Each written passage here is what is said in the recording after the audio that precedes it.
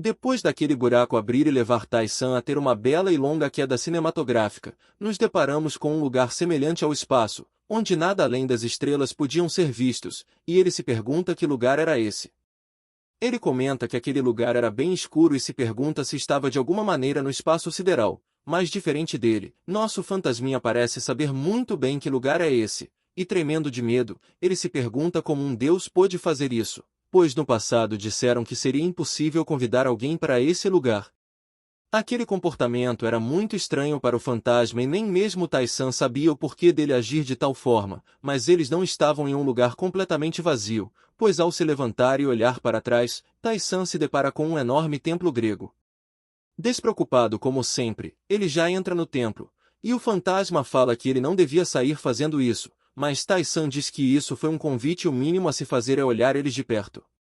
Depois de mais alguns passos, Tai-san pensou que esse corredor parecia infinito, e por todo o canto que ele passava, as joias estavam espalhadas pelo chão como flores em um jardim, e olhando para o teto, ele nem mesmo poderia enxergá-lo de tão alto que estava. E depois dessa longa caminhada, lá estava ele, coberto por uma sombra, e no final do templo estava a pessoa que o convidou, e ele se pergunta se poderia considerar ela como uma existência desse mundo. E vemos que a mulher à sua frente era a deusa das escolhas Maria, que se mostrava sendo uma mulher gigante e de beleza admirável. Maria estende sua mão e diz que está feliz por finalmente conhecê-lo, e momentos depois a tela de sistema aparece fazendo várias verificações contra medo, morte instantânea e insanidade, e sem muitas enrolações, Tai-san passa nas verificações sem nem mesmo suar, mas não podemos dizer o mesmo do fantasminha, pois ele está agonizante enquanto a sua imagem é retorcida. Tai-san, tentando ser respeitoso, pergunta por que a deusa está tratando assim uma pessoa que ela convidou para cá, mas com um sorriso meio sádico no rosto, ela se mantém calada por um momento sem responder à pergunta, mas logo ela liberou a pressão sobre o fantasminha, que agradece pela compaixão enquanto tossia sem parar. A deusa então diz que já faz um bom tempo, e fala que eles não se veem desde aquele encontro infeliz de tempos atrás, mas parece que o fantasminha se lembra bem até demais, e permanece em choque pelas lembranças que voltaram à sua mente. Maria se apresenta como sendo a deusa das escolhas, a deusa que impõe uma última escolha sobre os mortais que chegam aqui após repetirem várias escolhas ruins, e olhando para Tai-san ela lhe dá as boas-vindas a seu templo enquanto o chama de preciosa criança. Olhando para a mulher gigante à sua frente, Tai-san sentia um poder avassalador que ia além de sua compreensão, e em sua cabeça ele se perguntava se existia mesmo centenas de seres como esse por aí. O fantasminha toma a frente chamando ela de grandiosa deusa, ele pergunta se poderia ousar fazer uma pergunta, e Maria dá a permissão enquanto o chama de criação que morreu. O fantasminha estava curioso, pois no passado não era possível trazer pessoas como eles, mortais, até o templo dos deuses, pois eles não passam de corpos mortais. A deusa diz que isso é verdade, pois com seus corpos mortais, eles não seriam capazes de resistir à presença de uma deidade, mas isso era algo que podia ser resolvido. Mas o motivo de nunca ter chamado nenhum deles aqui antes foi pelo simples fato de que nenhum deles era digno. Tai-san então se adianta e pergunta se ele é considerado digno, mas o fantasminha preocupado pede para ele ser um pouco mais educado ao perguntar. Mas Maria responde mesmo assim, ela fala que Tai-san é digno, e ela tinha vontade de conhecê-lo pessoalmente. Ela comenta que foram poucos os que aceitaram seu desafio, e tiveram menos ainda que conseguiram triunfar sobre ele, mas ela pergunta se Tai-san sabe quantos foram capazes de completar um desafio aprimorado, e a resposta para isso era nenhuma, até que ele enfim apareceu. Tai-san então faz outra pergunta, ele estava curioso com o que teria acontecido se ele tivesse mentido para ela em suas escolhas, mas com um ar meio sombrio, ela diz que se ele tivesse feito isso ela teria ficado bem chateada, e apontando para o fantasminha. Ela diz que esse carinha irritante já havia mentido para ela uma vez, mas sem graça ele não tinha resposta e só conseguia rir pausadamente enquanto tremia de medo. Maria põe sua mão gentilmente em volta de Tai-san, e pergunta se ele não quer mesmo se tornar um apóstolo dela. Ela diz que caso ele aceitasse se tornar seu apóstolo, seus desejos se tornariam realidade, e ele percorreria o labirinto como seu representante e ninguém iria se opor a ele, mas depois de ouvir tal proposta, Tai-san se curva respeitosamente e pede desculpas por não poder aceitar. Ela diz que irá respeitar a escolha dele, e diz que também não é uma escolha ruim, mas Tai-san ainda estava curioso com algo, e pede para fazer mais uma pergunta, o que lhe é concedido. A pergunta de Tai-san é algo que até mesmo nós estávamos curiosos, e ele quer saber o quanto eles sabem sobre ele. E depois de ouvir tal pergunta, a deusa já entendeu sua intenção, e Maria diz que eles já sabem que essa não é a primeira vez dele, e sabem que ele usou o item que a serpente cuspiu, e ela diz que ele é uma pobre criança que foi parar no lugar errado por conta de uma mentira, o que pega Tai-san completamente de surpresa, pois ele não entendia o que ela queria dizer com ele ter caído em uma mentira contada. Maria diz que não há como chamar isso de algo que não seja mentira, pois Tai-san foi incapaz de ir para o lugar certo e por isso sofreu lá. Depois disso, Tai-san estava em dúvida se ela se referia aos outros modos do labirinto, e pensa que ela com certeza deve saber de alguma coisa. Ele se apressou em perguntar o que ela quis dizer, mas logo é parado antes mesmo de terminar sua pergunta.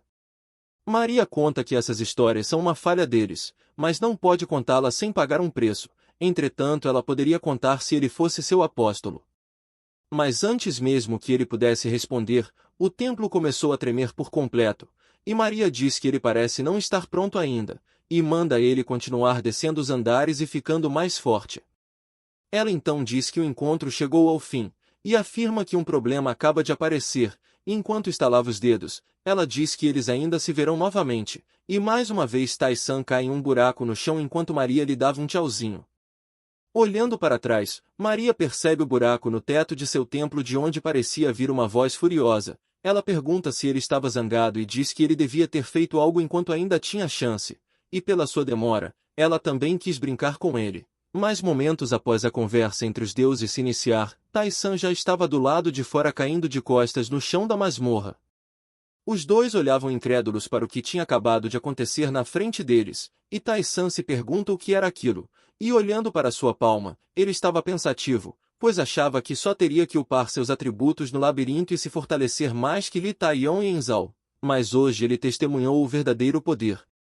Ele se lembra das palavras de Maria sobre os outros modos serem falsos, e isso significa que se ele tirar tudo o que puder do verdadeiro modo, ele talvez possa enfrentar os deuses, e essa possibilidade só deixa nosso aventureiro ainda mais empolgado para tentar.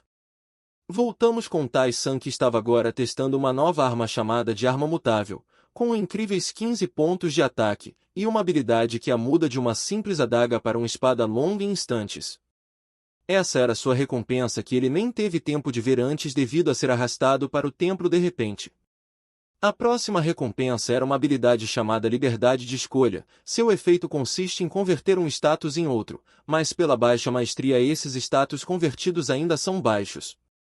Depois de ativar a habilidade com fins de teste, Tai-san diminui seus status de saúde, o convertendo em escudo protetor, e depois desse breve teste ele declara que não é nada mal, uma conversão de 10% dos status, e diz que isso pode ser bem útil daqui para frente.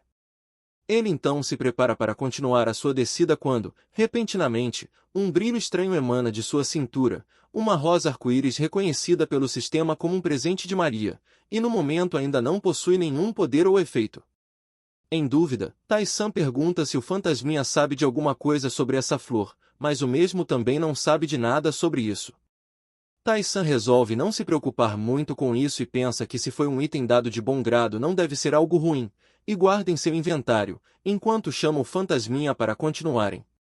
Momentos após aquilo, Tai-san estava enfrentando o boss do 12º andar, um carniçal pouco decomposto, que não durou nem a primeira porrada e já caiu, me lembrando até de uma certa luta que aconteceu uns dias atrás. Mas voltando à obra, Tai-san estava equipado com um novo item encontrado na sala secreta, as luvas de força. Com mais 5 de ataque e 3 de defesa, ele reclamava do mau cheiro em sua mão, enquanto pensava que agora os inimigos estão muito fracos e se continuar dessa maneira, ele não vai conseguir nenhuma recompensa boa.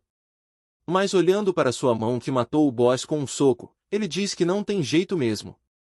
Chegando ao 13º andar, ele não parece muito diferente dos anteriores, com várias lápides para todos os cantos e várias árvores mortas espalhadas.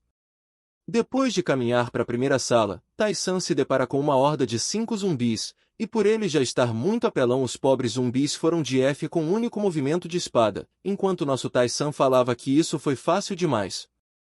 Mas parece que dessa vez ele não é o único indivíduo que está perambulando pelo andar, e lá do lado de dentro, Tai-san já percebeu que tinha alguém próximo além dos monstros, e ele logo percebe que o meliante estava vindo de cima, e ele não estava errado quanto a isso.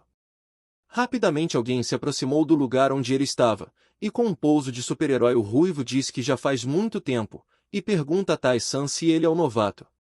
A detecção então se ativa, mostrando seu nome horrível, Levi Abazaita, de nível 42, mas por pena do ruivo eu vou chamar ele de Levi. Tai-san percebeu rapidamente que o cara tinha uma diferença de 14 níveis comparado a ele. O Levi se apresenta como um guia do pecado e diz que antes deles conversarem ele vai fazer uma coisa. Em sua mão repentinamente aparece uma espécie de berrante, e ele já logo vai ativando o item, uma trompa de longo alcance, fazendo os monstros ao redor se aproximarem. E com isso os zumbis corno já vêm tudo pra cima depois de ouvir o berrante tocar.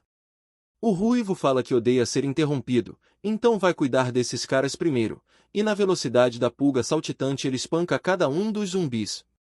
Tai-san pensava que esse Levi era um guia do pecado, e aparentemente é bem forte, mas ele se pergunta se esse cara é só isso, e com uma cara de poucos amigos ele pergunta que esse cara é pra estar roubando seus monstros.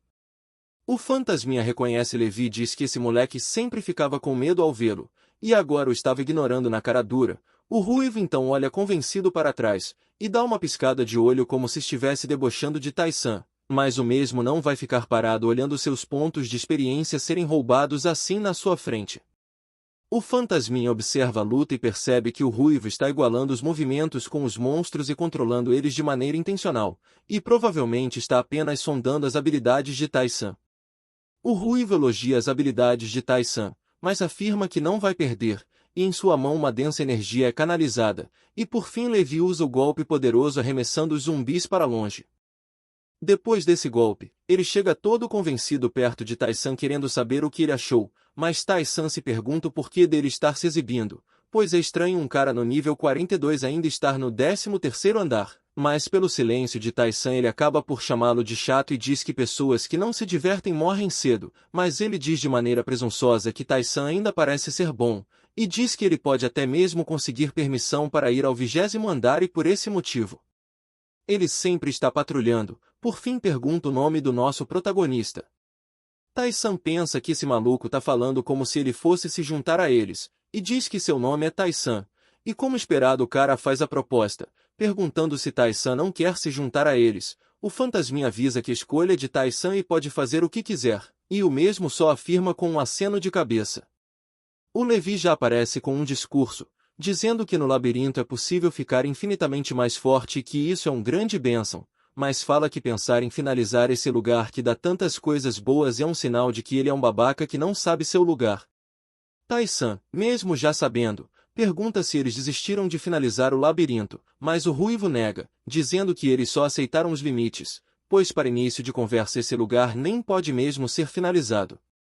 E pergunta se ele já não percebeu, pois os malditos deuses estão sempre fazendo de tudo para matar eles com os desafios, e os locais secretos sempre estão repletos de monstros poderosos, e menciona que até o carinha fantasmagórico já bateu as botas. Mas o fantasminha diz que foram eles que o mataram, mas o ruivo diz que não tem como ser isso, e ele deve estar delirando devido a ter morrido.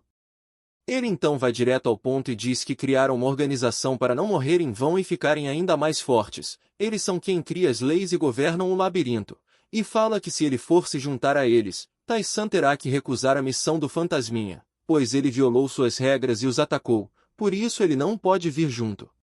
Tai-san fala que pelo que ouviu, para ficar mais forte entre os guias do pecado precisa de uma autorização e pergunta se isso seria verdade, e parece que Tai-san acertou em cheio, pois ele todo desconcertado diz que acha que é isso, e depois fala que não é o que parece, porque eles usam isso como um meio de segurança, pois quanto mais se desce, mais perigoso fica.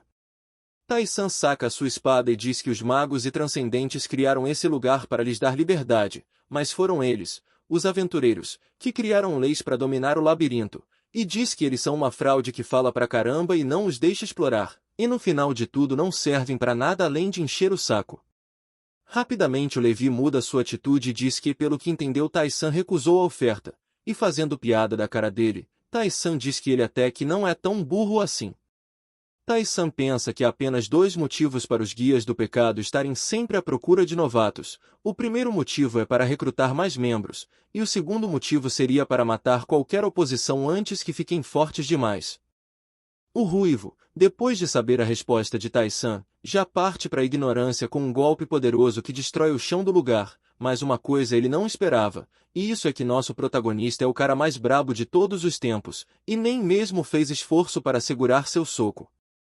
Tai-san pergunta se ele não estava falando agora há pouco que quem quebra as regras tem que ser punido, e ele fala para o cara vir punir ele se for capaz. Depois disso, o ruivo recua com o rabo entre as pernas e pensa que esse último ataque devia ter força suficiente para matá-lo em apenas um movimento. Ele pensa que Tai-san é, no máximo, um jogador do 13º andar, e com certeza é impossível ele perder para alguém assim. Depois desses pensamentos deturpados, a luta se inicia, mas em momento algum Levi foi capaz de acertar um único golpe em Tai-san. O mesmo pensa que esse ruivo é mais forte do que parece, e se lembra que ele disse antes que foi até o 20º andar. Ele pensa que o ruivo deve ter ficado mais forte depois de caçar repetidamente o mesmo lugar. Mas do outro lado, o ruivo está em choque, pensando quem seria esse cara, um mero aventureiro do 13º andar, o está encurralando, e distraído com pensamentos idiotas ele toma um golpe de raspão que inflige 12 de dano. Tai-san fala que a defesa dele é alta, mas nada além disso, sem contar que seus movimentos também não são lá essas coisas. O fantasminha fala que ouviu dizer que esse cara nasceu na pobreza, ele nunca conseguiu aprender uma arte marcial decente, então no máximo seria um mercenário de 3ª categoria, e para afundar ainda mais o coitado, o fantasminha diz que nem mesmo o labirinto julgou digno de alguma coisa, e ele não passa de um pobre coitado que não sabe de porcaria nenhuma. O cara não aceita as palavras do fantasminha, e pula na direção de Tai-san para dar um golpe poderoso, mas Tai-san não é tão fácil de se acertar, e já desliza para o lado usando o contragolpe para revidar, acertando o abdômen de Levi fazendo com que ele perca mais 6 de vida, e para mandá-lo para longe ele dá um chute direto em sua peitos que o fez voar, dando mais um total de 6 de dano e nem mesmo o ruivo conseguiu entender como isso era possível. Mas logo ele se lembra que pode ter sido aquele velho do Enzal, e se pergunta como aquele velho rabugento que despreza tantos outros deu uma habilidade para esse moleque, e sabendo que seu rabo não será perdoado ele pergunta quem diabos ele é. Mas Tai-san pula para cima dele com tudo enquanto diz que essa é uma coisa que ele tem que descobrir, e com a sede de sangue em seus olhos Tai-san pergunta se ele também não era um aventureiro.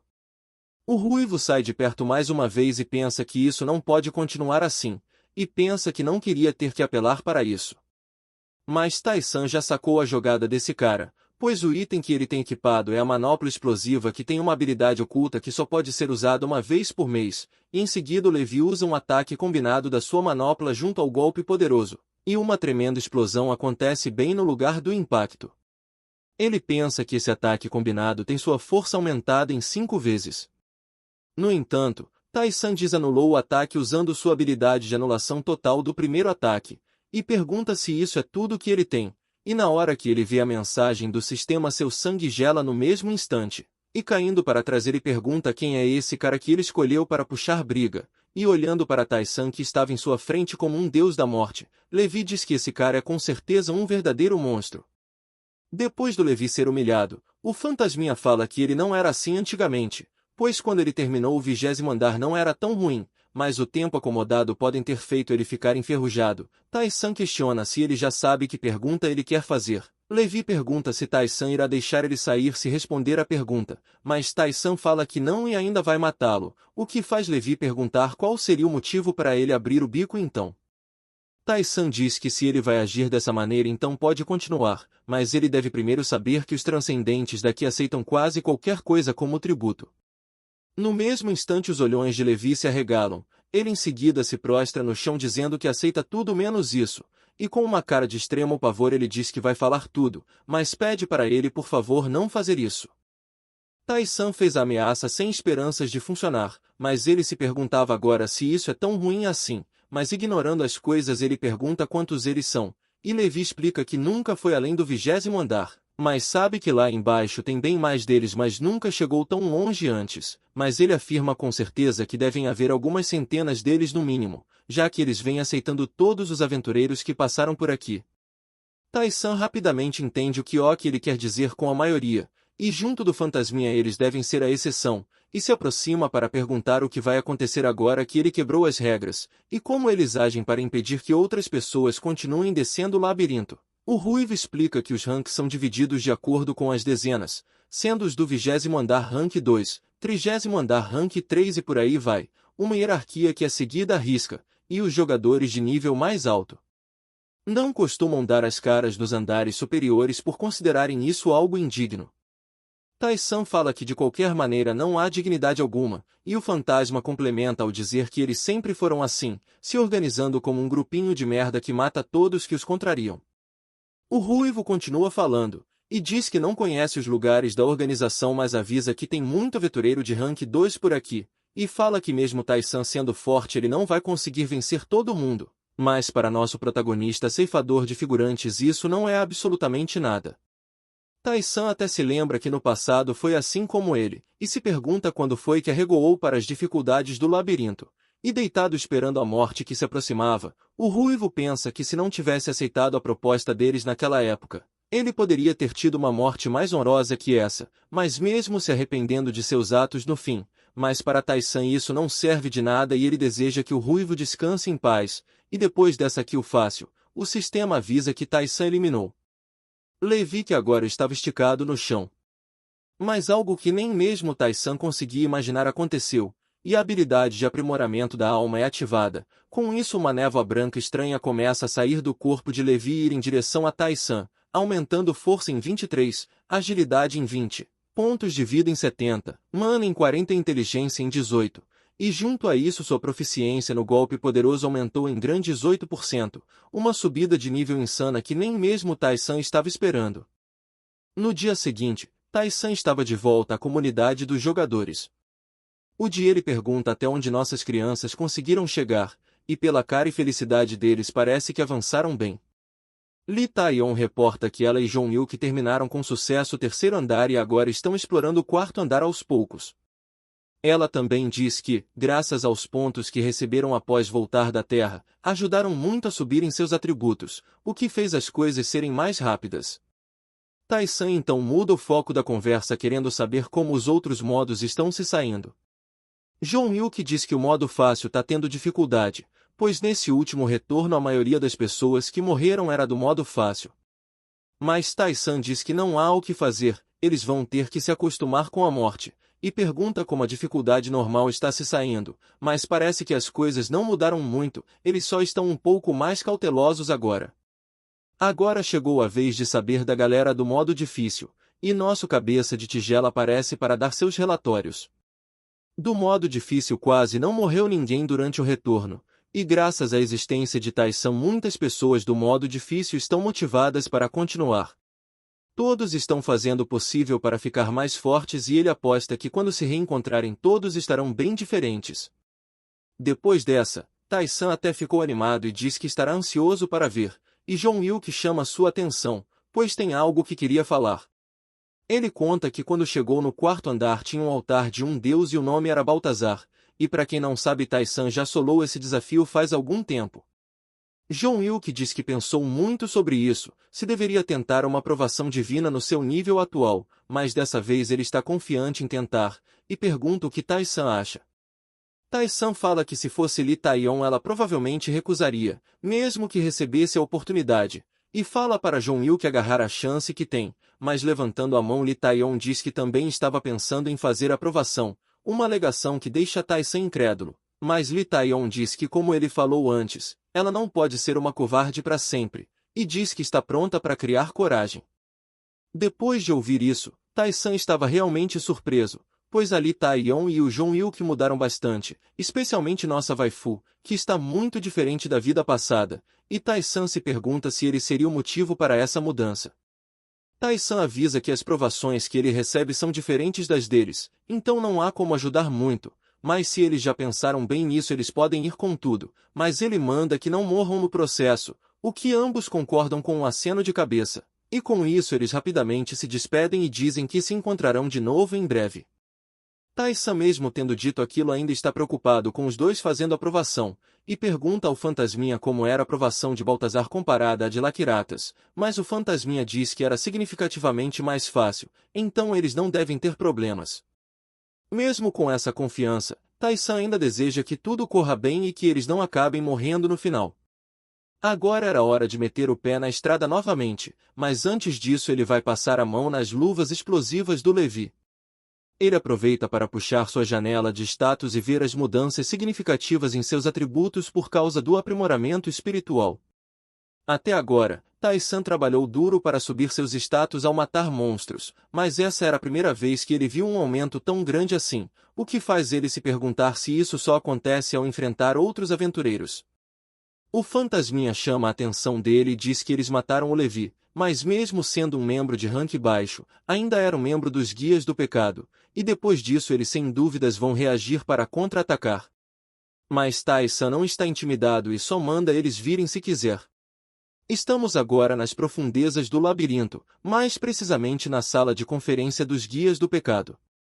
Um dos encapuzados diz que ficou sabendo de uma pequena bagunça do rank 2, um novato aventureiro que matou um dos membros, mas o cara sentado se pergunta se era mesmo possível um aventureiro abaixo do 20º andar conseguir matar um rank 2.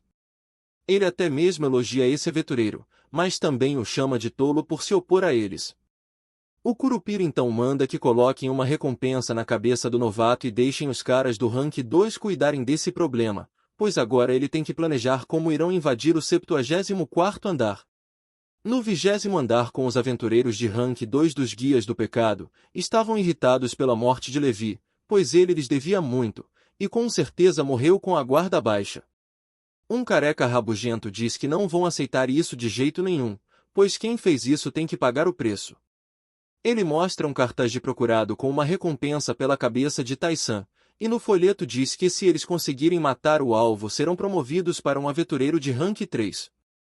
Depois de saber da possível subida de rank, eles estavam discutindo entre si para saber quem ficaria com a missão.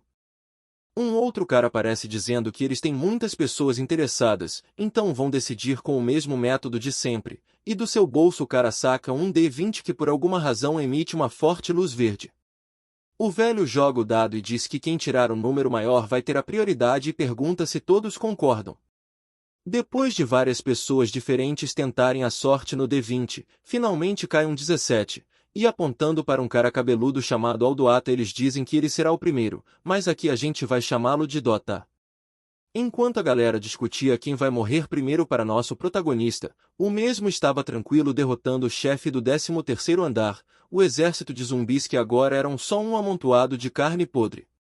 Tai-san então declara que o 13º andar estava concluído, e vendo a velocidade de conclusão o fantasminha estava incrédulo, pois ele nem mesmo tinha usado as armadilhas para ajudar a matar os zumbis, e chama ele de fominha dodói da cabeça. Mas algo estranho acontece nas escadas para o próximo andar, e um som de rosnado alto pode ser ouvido, e então temos a aparição do Dota, rank 2 dos Guias do Pecado, e ele pergunta para Tai-san se ele é o cara que matou o Levi. Mas todo debochado Tai-san fala que depende de quem está perguntando, e pergunta o que tem se for ele, e o Dota todo arrogante fala que ele vai matá-lo se for ele, já partindo para cima enquanto pensa que esse cara não passou do 13º andar ainda, e que se derrotá-lo vai passar para o rank 3, mas parece que as coisas não vão ser tão fáceis, e ele já toma um soco na cara que até deixa ele desfigurado, e a potência do golpe foi tanta que ele não só ficou com uma cara arrebentada, mas também voou em direção à parede com tudo. Tai-san pergunta se era só isso, mas o fantasminha fala que eles tinham mesmo um membro que era bem barulhento que não era muito forte. Tai-san percebe que esse maluco é dos Guias do Pecado, e está surpreso que esses caras apareceram tão rápido assim, mas ele ainda falava que esse cara é mais fraco que o ruivo de antes, e desnorteado Dota estava pensando que esse cara deve ter usado alguns truques, e com raiva ele pensa que esse novato ousou provocá-lo. Uma explosão então aconteceu no lugar onde o Dota estava agonizando de dor, e dele surge um lobisomem emo rosnando de raiva pela surra de antes, mas Tai-san estava surpreso pois não sabia que dava para se transformar em criaturas aqui no labirinto. O Dota já dá uma de cachorro louco e pula para cima de Tai-san enquanto fala que ele é forte mas não vai escapar dessa vez. Mas Tai-san, de olhos fechados, Diz que não adianta de nada se ele pode se transformar e tem essa velocidade tão baixa, e com um golpe poderoso Tai-san acerta o bicho em cheio, pois uma coisa que ele sabe bem é como adestrar cachorro. E com o lobisomem desvivido no chão, Tai-san diz que essa transformação não fez nada por ele além de aumentar um pouquinho sua velocidade, e sai limpando o suor o chamando de cachorro idiota. E mais uma vez a habilidade de aprimoramento espiritual é ativada. Depois da luta, voltamos ao 20º andar e uma estranha pedra sobre uma mesa brilhava intensamente, e momentos depois ela se apaga liberando uma fumaça branca de dentro de si, e os caras de antes estavam chocados, pois a chama da vida de Dota se apagou, o que significa que ele foi dessa pra melhor. Chegamos ao fim de mais um vídeo, e espero de coração que todos tenham se divertido com a história de hoje. Se curtiram, eu peço que se inscrevam e deixem um like para fortalecer o canal. E para aqueles que quiserem ajudar o canal financeiramente, qualquer valor será muito bem-vindo. Um abraço a todos e até o próximo vídeo.